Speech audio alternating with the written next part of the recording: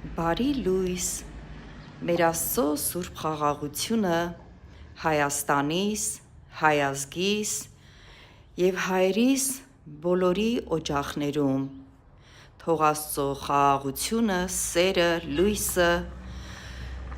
ազնվությունը, բարությունը, բոլոր այն լավ հատկանիշները, որ Աստծո մեջ են, լցվեն, տարածվեն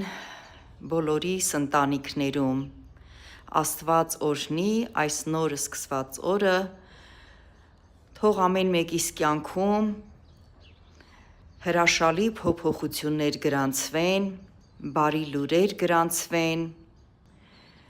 և տա Աստված, որ